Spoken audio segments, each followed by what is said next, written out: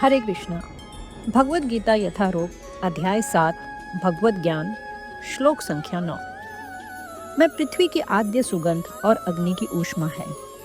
मैं समस्त जीवों का जीवन तथा तपस्वियों का तप हूँ। पुण्य का अर्थ है जिसमें विकार ना हो, अतः आद्य। इस जगत में प्रत्येक वस्तु में कोई न कोई सुगंध होती है, यथा फूल की सुगंध या जल, पृथ्वी, अग्नि, वायु आदि की सुगंध। समस्त वस्तुओं में व्याप्त अदूषित भौतिक गंध जो आद्य सुगंध है वह कृष्ण है। इसी प्रकार प्रत्येक वस्तु का एक विशिष्ट स्वाद अर्थात रस होता है और इस स्वाद को रसायनों के मिश्रण द्वारा बदला जा सकता है।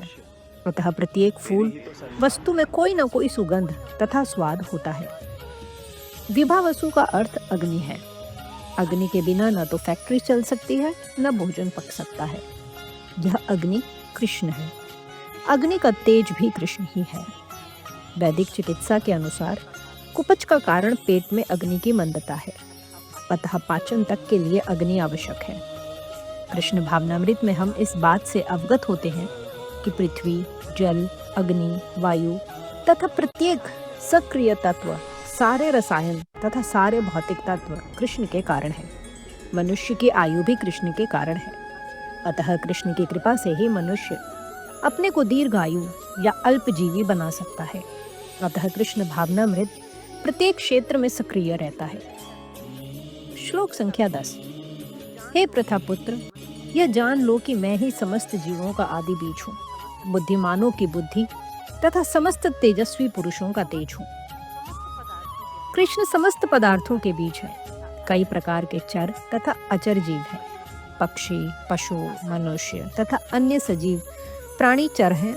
पेड़ पौधे अचर हैं, वे चल नहीं सकते, केवल खड़े रहते हैं। प्रत्येक जीव 84 लाख योनियों के अंतर्गत है, जिनमें से कुछ चर हैं और कुछ अचर, किंतु इन सबके जीवन के बीज स्वरूप श्री कृष्ण है। जैसे कि वैदिक साहित्य में कहा गया है, ब्रह्म या परम सत्य वह है जिससे प्रत्येक वस्तु उद्भूत है। कृष्ण परब्रह्म या परमात्मा है। ब्रह्म तो निर्विशेष है, किंतु परब्रह्म साकार है। निर्विशेष ब्रह्म साकार रूप में आधारित है, यह भगवद गीता में भी कहा गया है। अतः आदि रूप में कृष्ण समस्त वस्तुओं के उद्गम है, वे मूल हैं। जिस प्रकार मूल सारे वृक्ष का पालन करता है, उसी प्रकार कृष्ण मूल होने के कारण इस जगत के समस्त प्राणियों का पालन करते हैं। इसकी पुष्टि वैदिक साहित्य में हुई है।